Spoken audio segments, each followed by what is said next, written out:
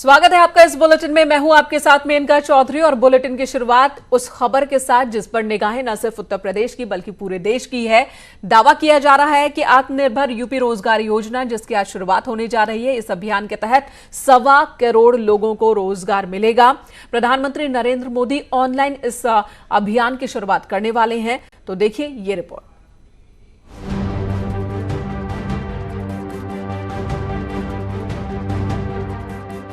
Corona जैसी वैश्विक महामारी के दौरान भी यूपी के सीएम योगी आदित्यनाथ लगातार एक्शन मोड में हैं और अब एक बार फिर एक नया रिकॉर्ड बनाकर यूपी पूरी दुनिया का ध्यान खींचने जा रहा है। रिकॉर्ड होगा एक साथ एक दिन में 1 करोड़ से ज्यादा रोजगार देने का।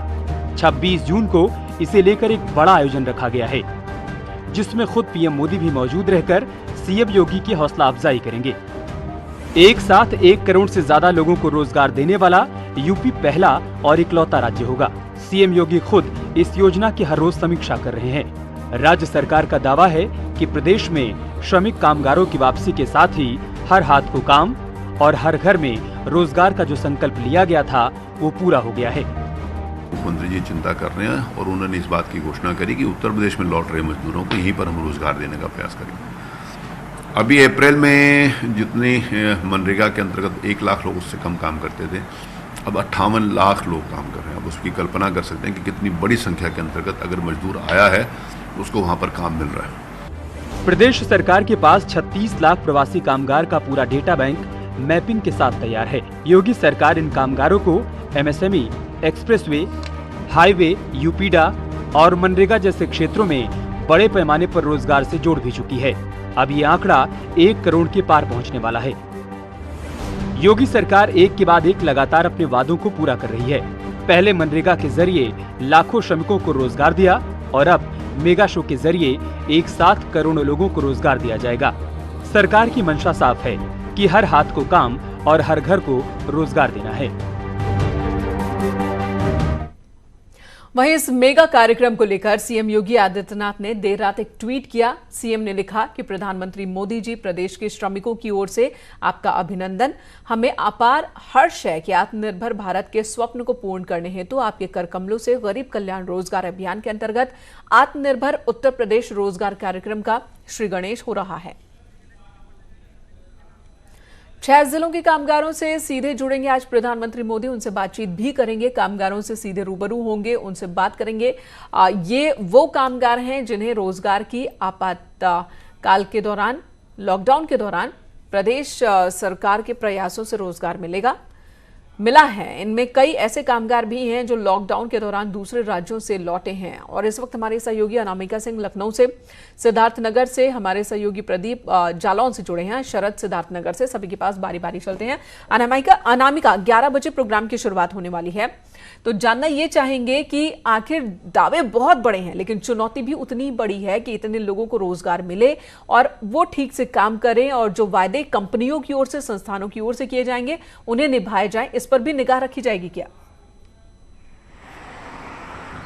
देखिए, बहुत ज़्यादा चुनौती थी सरकार के सामने कि जब एक बार कोरोना काल के बीच जब भारी संख्या में जो कामगार हैं, श्रमिक है, वो पैदल ही चल पड़े अपने राज्यों से, और वो कभी ट्रक के जरिए और आपने भी देखा होगा बसों के जरिए किस तरीके से वो यूपी वापस लौटने लगे। और उन्होंने ये भी बताया कि अब कोरोना काल में वो शायद वो जाना नहीं चाहते हैं वहाँ पे, जैसे उनके साथ वहाँ पे व्यवहार हुआ है। और उसके बाद से ही आपने ये भी देखा कि यूपी सरकार की ओर से सबसे पहले उनकी स्किल मैपिंग का काम किया गया, यानी कि कौन श्रमिक ऐसा है जो किस काम में पारंगत है, किस काम में वो उसको विधाए, यानी कि जो ज्यादातर महाराष्ट्र से जो कामगार लौटे वो ड्राइविंग के काम में माहिर थे। इसके अलावा जो राजस्थान से लौटे वो पत्थर तोड़ने में माहिर थे। तो बहुत सारे ऐसे श्रमिक थे जिनकी स्किल मैपिंग की गई। बहुत श्रमिक ऐसे भी थे जो टेक्निकली रिच थे, जो टेक्निकल काम जानते थे। तो सबसे पहले उनकी स्किल मैपिंग की गई। इसके बाद से बहुत सारे मजदूर ऐसे थे जो फैक्ट्रीज में काम करते थे, उन्हें मनरेगा से जोड़ा गया। तो इस तरीके से स्किल मैपिंग करके सरकार ने पहले ये पता लगाया कि कौन से मजदूर किस काम के लायक है। उसके बाद धीरे धीरे उन्हें काम से जोड़ने का प्रयास शुरू कर दिया गया। अभी भी अगर आप देखिए तो मनरेगा के तहत 50 लाख से ज्यादा लोग ऐसे हैं जो काम कर रहे हैं। हालांकि इस बीच सरकार ने एमएसएमई को बहुत ज्यादा मजबूत किया। और इसके जरिए बहुत सारे लोग जो अपना काम शुरू करना चाहते थे या जो अपने रोजगार से लोगों को जोड़ना चाहते थे, उन्हें एमएसएमई के जरिए लोन देने का काम किया गया। आत्मनिर्भर भारत के सपने को पूरा करने के लिए ये जरूरी भी है कि इस दिशा में कदम उठाए जाएं और एक सुनियोजित तरीके से कदम उठाए जाएं, एक बेहतर प्लानिंग के साथ कदम उठाए जाएं। शरद सिद्धार्थनगर से इस वक्त हमारे साथ मौजूद है। शरद, बड़ी संख्या में ऐसे लोग भी होंगे जो खुद प्रधानमंत्री उनसे रूबरू होंगे, अलग अलग सेंटर्स पर इसकी व्यवस्था की गई है। सिद्धार्थनगर में किस तरह के इंतजाम, किस तरह की व्यवस्था के लिए यहाँ के मजदूरों के लिए आज का दिन ऐतिहासिक दिन होगा। आज तक किसी भी प्रधानमंत्री ने इस तरह से मजदूरों से सीधी संवाद स्थापित नहीं की है।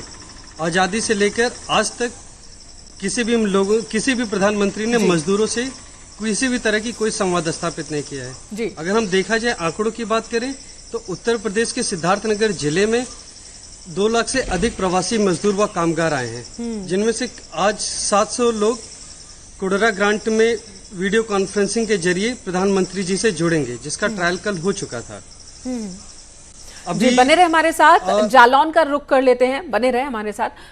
जालौन में प्रदीप हमारे सहयोगी इस वक्त मौजूद हैं। प्रदीप, वहां का भी आप बताएं कि वहां पर कितनी बड़ी तादाद में लोगों को लाभ मिलने वाला है, नौकरी से जुड़ेंगे, कितना भरोसा, कितनी उम्मीद उन्हें सरकार से है कि अब जब वो लौटे हैं दूसरे प्रदेशों से अपने वतन, अपने प्रदेश, अपनी जमीन पर, तो उन्हें यहाँ रोजगार मिलेगा? निश्चित तौर पे आपको बता दें कि एक और जहां लॉकडाउन के चलते जनपद के हजारों मजदूर जो कि अन्य प्रदेशों में काम करते थे, आज बेरोजगारी का दंश झेल रहे थे, लेकिन आज वर्तमान में सरकार ने जो उन्हें रोजगार देने का कार्य किया है, इसके लिए सारे मजदूर इतने खुश हैं और सरकार का आभार व्यक्त कर रहे हैं। वहीं पे आज हमारे हरदोई के पास बारा गाँव में जहाँ पर एक्सप्रेसवे का हेड ऑफिस है, वहाँ पर कुछ मजदूरों के साथ पीएम मोदी कुछ संवाद करेंगे। ये बात सच है कि पीएम मोदी आज तक देश के किसी भी प्रधानमंत्री ने कभी भी किसी से सीधा संवाद नहीं किया है। वहीं नरेंद्र मोदी जी बराबर मजदूरों से जुड़े हैं, अपनी मन की बात के द्वारा भी लोगों से जुड़े हुए हैं और उसके बाद अब वो सीधे वीडियो कॉन्फ्रेंसिंग के द्वारा उनसे संवाद करेंगे, उनकी समस्याओं को जानेंगे। और निश्चित तौर पर यहाँ जहाँ पर 33,000 से ज़्यादा कामगार जो अन्य प्रदेशों में काम करते थे, आज वो जनपद में वापस लौटे हैं। आज उन्हें वो रोजगार मिला है, एक्सप्रेसवे में रोजगार मिला है। साथ ही जनपद के अलावा भी अन्य जिलों के कामगारों को भी यहाँ एक्सप्रेसवे में काम मिला है। तो निश्चित तौर पे यहाँ पर जितने भी मजदूर हैं, जिन लोगों को काम मिला है, वो सरकार का अभिनंदन कर रहे हैं और आभार व्यक्त कर रहे हैं। जी बिल्कुल। अनामिका के पास एक बार फिर चलेंगे। अनामिका, जो तस्वीरें हैं वो बता रही हैं कि अगर बेहतर प्लानिंग हो तो बड़ा से बड़ा उद्देश्य है, लक्ष्य है, उसे हासिल किया जा सकता है। देखिए मोनिका, प्रधानमंत्री मोदी जी ने ही पहले कहा था कि इस आपदा को अवसर में बदलना है, तो शायद इससे बेहतर एग्जाम्पल तो हो ही नहीं सकता कि जहां पे कोरोना काल में लोग अपना राज्य छोड़ के वापस जा रहे हैं या वापस लौट रहे हैं, लोग नौकरी उनकी छूट रही है, बेरोजगारी आ रही है, और इस बीच जहां पर यूपी में 1.25 करोड़ से ज्यादा लोगों को रोजगार देने की मुहिम शुरू की जा रही है, तो इस आपदा को शायद अवसर में इससे बेहतर तरीके से बदला नहीं जा सकता है। और आप ये भी देखिए कि आज बड़ी बात यह है कि चूंकि रोज मुख्यमंत्री योगी आदित्यनाथ जो कोविड-19 को लेकर के बैठक करते हैं, वो उसकी टाइमिंग भी आज चेंज की गई है पीएम मोदी के कार्यक्रम को देखते हुए। चूंकि 11 बजे पीएम मोदी जुड़ेंगे वीडियो कॉन्फ्रेंसिंग से, इसलिए कोविड-19 की बैठक को प्रीपोन किया गया, यानी 9:30 बजे से ही मुख्यमंत्री कोविड-19 को लेकर के बैठक करेंगे।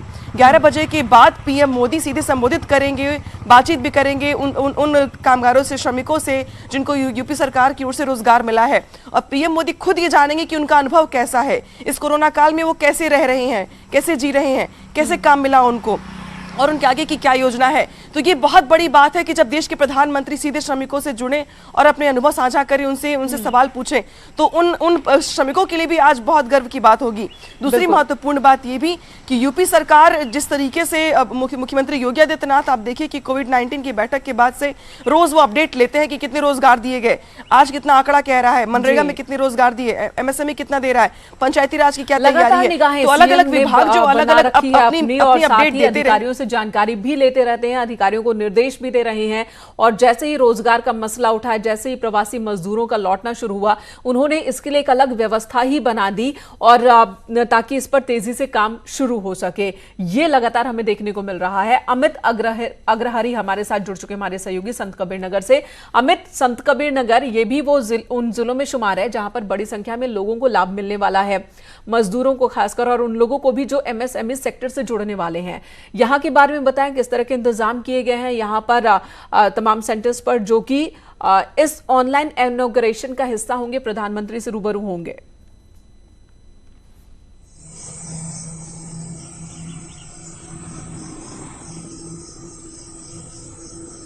अमित, आवाज पहुंच रही है आप तक?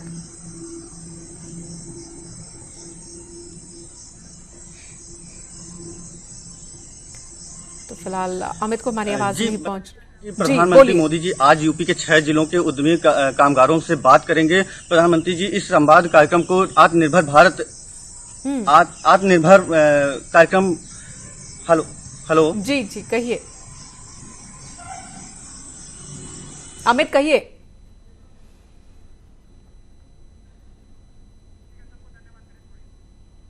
चलिए दोबारा आएंगे अमित के पास। अनामिका, अमित, आप सभी का बहुत बहुत धन्यवाद। प्रदीप, शरद, आपका भी शुक्रिया पूरी बातचीत के लिए। तो केंद्र की रिपोर्ट के मुताबिक मनरेगा में नंबर 1 यूपी है इस वक्त, और लगातार उत्तर प्रदेश की सरकार इस कोशिश में जुटी है कि बड़ी संख्या में लोगों को रोजगार से कैसे जोड़ा जाए। एक तरफ रोजगार के मौके उपलब्ध कराए जा रहे हैं, लोगों की स्किल मैपिंग हो रही है और उसके आधार पर उन्हें रोजगार से जोड़ा जा रहा है, तो दूसरी तरफ एमएसएमई सेक्टर को बढ़ावा देने के लिए भी बड़ी संख्या में लोगों को आसान तरीके से लोन की व्यवस्था की जा रही है, सरकार की ओर से करवाई जा रही है।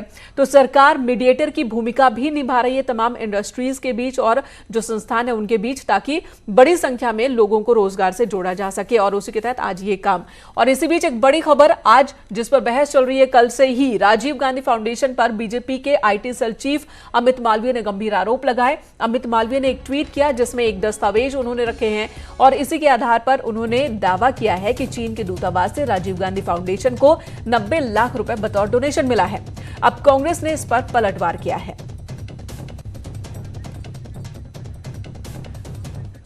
तो ये आपको 2 तस्वीरें हम आपको दिखाते हैं, एक अमित मालवीय की ट्वीट की तस्वीर और दूसरी तस्वीर उस दस्तावेज की जिसके आधार पर आरोप कांग्रेस पर लग रहे हैं, राजीव गांधी फाउंडेशन पर लग रहे हैं कि राजीव गांधी फाउंडेशन ने 90 लाख रुपए का डोनेशन चीनी दूतावास से लिया और साथ ही चीन के कम्युनिस्ट सरकार से भी लिया है। ये आरोप लग रहे हैं। हालांकि इस पर अब कांग्रेस ने पलटवार किया है, लेकिन पलटवार के रूप में जवाब नहीं बल्कि कांग्रेस ने भी सवाल ही रखा है कि चीन की कम्युनिस्ट पार्टी से रिश्ते तो बीजेपी के भी अच्छे रहे हैं और बीच बीच में इनकी भी मुलाकातें होती रही हैं। लेकिन कांग्रेस पर सवाल उस दिन से ही लगातार बीजेपी उठा रही है जब से राहुल गांधी की एक तस्वीर सामने आई जिसमें वो कुछ पेपर्स पर साइन करते दिख रहे हैं और उनके पीछे सोनिया गांधी मौजूद हैं और सोनिया गांधी के बगल में तब के वाइस प्रेसिडेंट चीन के मौजूद हैं जो इस वक्त राष्ट्रपति हैं चीन के।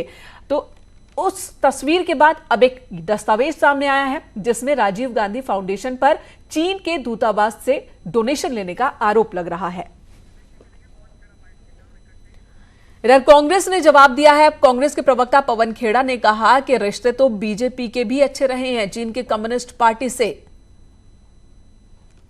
जब राजनाथ सिंह जी भारतीय जनता पार्टी के अध्यक्ष थे तब चीन की कम्युनिस्ट पार्टी के प्रतिनिधि मंडल 30 जनवरी 2007 को उनसे मिलने आया और क्या बात हुई, क्या प्रेस रिलीज आई कि भारतीय जनता पार्टी और चीन की कम्युनिस्ट पार्टी के ऐतिहासिक संबंध हैं। 17 अक्टूबर 2008 चीन की कम्युनिस्ट पार्टी के पोलिट ब्यूरो के सदस्य एक प्रतिनिधि मंडल में राजनाथ सिंह जी से मिलने आए, अध्यक्ष थे राजनाथ सिंह जी। फिर यह दोहराया गया कि चीन की कम्युनिस्ट पार्टी और भारतीय जनता पार्टी के संबंधों को सुदृढ़ किया जाए, मजबूत किया जाए। जनवरी 2009 में आरएसएस और भाजपा का एक प्रतिनिधि मंडल चीन की कम्युनिस्ट पार्टी के निमंत्रण पर 5 दिवसीय यात्रा पर चीन गया, जहां याद रखिएगा ये 2009 की बात है, जनवरी की। आरएसएस न तब न अब कोई राजनीतिक दल है, आरएसएस तो राजनीतिक दल है भी नहीं और भाजपा तब सरकार में भी नहीं थी, लेकिन वहां जाकर अरुणाचल प्रदेश और तिब्बत जैसे मुद्दों पर चर्चा हो रही थी। कानून मंत्री रविशंकर प्रसाद ने कांग्रेस पर हमला बोला और कहा कि आखिर पार्टी टू पार्टी रिश्ता बनाने की जरूरत क्या थी। एमओयू किया चाइनीज कम्युनिस्ट पार्टी के साथ, जिसके साइनिंग में राहुल गांधी स्वयं साइन कर रहे हैं चाइना की कम्युनिस्ट पार्टी के प्रतिनिधि के साथ, और पीछे सोनिया जी खड़ी हैं और अभी वहां के राष्ट्रपति प्रेसिडेंट शी भी खड़े हैं जो उनके जनरल सेक्रेटरी थे। अभी तक कांग्रेस पार्टी ने यह नहीं बताया कि पार्टी टू पार्टी ये रिश्ता क्यों बना। कांग्रेस पार्टी बताए कि अपने समय में उन्होंने 10 साल के मनमोहन सिंह के शासनकाल में और कितने दुनिया की पॉलिटिकल पार्टी के साथ इस तरह का एमओयू किया था। दो देशों के बीच सरकारी स्तर पर संबंध होते हैं, सरकार के लेवल पर संबंध होते हैं, लेकिन उस वक्त जब हमारे सैनिक चीन की सेना से संघर्ष कर रही है और तमाम लोगों के बीच चीन के विरोध एक लहर, एक सोच, और उस बीच जो दो मेन पार्टियां हैं उनका रिश्ता चीन से एक दूसरे पर आरोप लगा रहे हैं। इधर कानपुर बालिका गृह मामले में प्रियंका गांधी को यूपी बाल संरक्षण आयोग ने नोटिस भेजा है। प्रियंका गांधी ने कानपुर मामले में फेसबुक पोस्ट लिखा था। आयोग ने 3 दिन में प्रियंका गांधी से खबर पर खंडन मांगा है।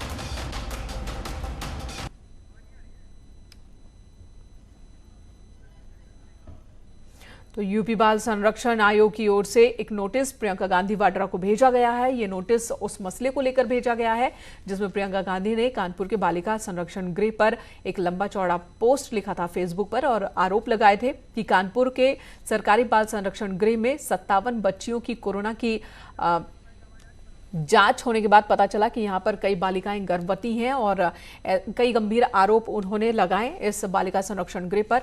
और अब बाल आयोग की ओर से बालिका गृह मामले पर प्रियंका गांधी को नोटिस भेजा गया है कि वो 3 दिन पर जो आरोप उन्होंने लगाए उसका खंडन करें।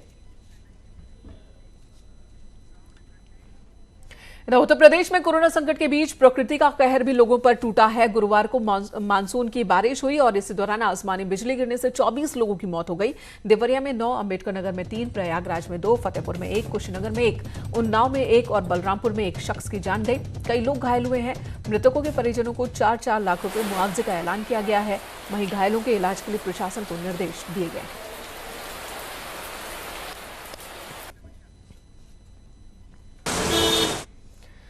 बात देवरिया की करते हैं जहां पर सबसे ज्यादा प्रकृति का कहर देखने को मिला। यहां पर आकाशीय बिजली गिरने से 9 लोगों की जान चली गई। कई लोग घायल हुए हैं। सभी के लिए प्रशासन की ओर से निर्देश जारी किए गए हैं। घायलों के इलाज के निर्देश दिए गए हैं, समुचित इलाज के। तो वहीं पर मृतकों के परिजनों को 4-4 लाख रुपए मुआवजा दिया जाएगा।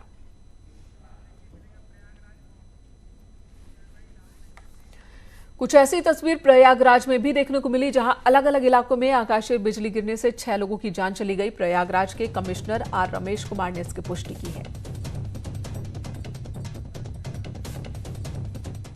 और देश के गृह मंत्री अमित शाह ने यूपी और बिहार में कुदरत के कहर से होने वाली मौतों पर दुख जताया।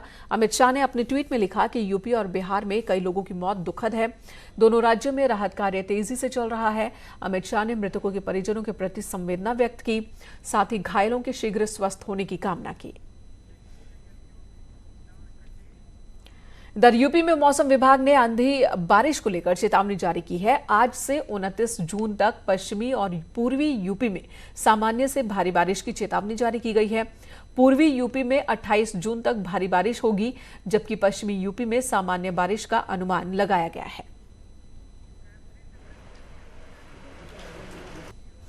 ब्रेक के बाद स्वागत आपका एक बार फिर से। अमेठी से बड़ी खबर आ रही है। यहां पर सड़क हादसा हुआ है। तेज रफ्तार एम्बुलेंस हादसे का शिकार हो गई। एम्बुलेंस ने पहले नीलगाय को टक्कर मारी, जिसके बाद ट्रक से जा टकराई। एम्बुलेंस में सवार 8 साल के एक बच्चे की मौत हो गई है। 2 महिलाओं समेत 5 लोग गंभीर रूप से घायल हुए हैं, जिन्हें ग्रामीणों की मदद से रेस्क्यू कर पुलिस ने हॉस्पिटल में भर्ती कराया। हादसा फुर्सतगंज थाना इलाके के हिमाचलपुर गांव के पास हुआ है।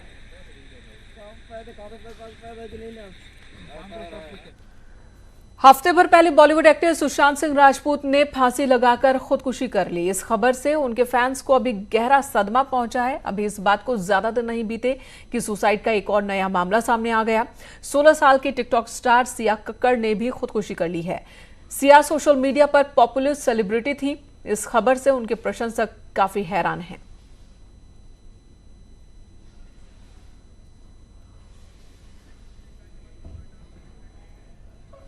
गाजियाबाद से खबर, जहां पर कोरोना के बड़ी संख्या में नए मामले सामने आए हैं। 84 नए केस बीते 24 घंटे में सामने आए हैं और इस वक्त जिले में कोरोना मरीजों की संख्या 1175 हो चुकी है। एक्टिव मरीजों की संख्या 575 है। लगातार तीसरे दिन बड़ी संख्या में यहां पर कोरोना केसेस में इजाफा देखने को मिला है। और गाजियाबाद की तरह पूरे उत्तर प्रदेश की अगर हम बात करें तो बीते 24 घंटे में बड़ी संख्या में कोरोना मरीजों की संख्या में इजाफा यहां पर हुआ है। 20,000 के पार कोरोना पॉजिटिव केसेस पहुंच चुके हैं। 654 नए मामले हैं जो कि पिछले 24 घंटे में बढ़े हैं। यूपी में अब तक 611 लोगों की जान कोरोना की वजह से गई है।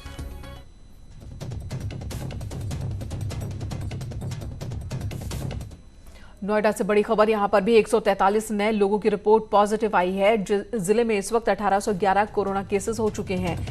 1028 मरीज ठीक भी हुए हैं। ये एक बहुत राहत की बात। यहां पर 663 मरीजों का इस वक्त अलग अलग हॉस्पिटल्स में इलाज चल रहा है। 20 लोगों की मौत गौतम बुद्ध नगर में कोरोना की वजह से हुई है। और एक बड़ा फैसला लिया गया है कोरोना काल में ट्रेनों को लेकर। यह बड़ी खबर है। 12 अगस्त तक, 1 जुलाई से 12 अगस्त तक अब सिर्फ स्पेशल ट्रेन ही चलेंगी। नियमित ट्रेनों का संचालन बंद रहेगा। मेल एक्सप्रेस पैसेंजर ट्रेन 12 अगस्त तक नहीं चलेंगी। 1 जुलाई से 12 अगस्त के बीच की सभी बुकिंग रद्द कर दी गई है। लोगों को टिकट कैंसिल होने पर रिफंड मिलेगा।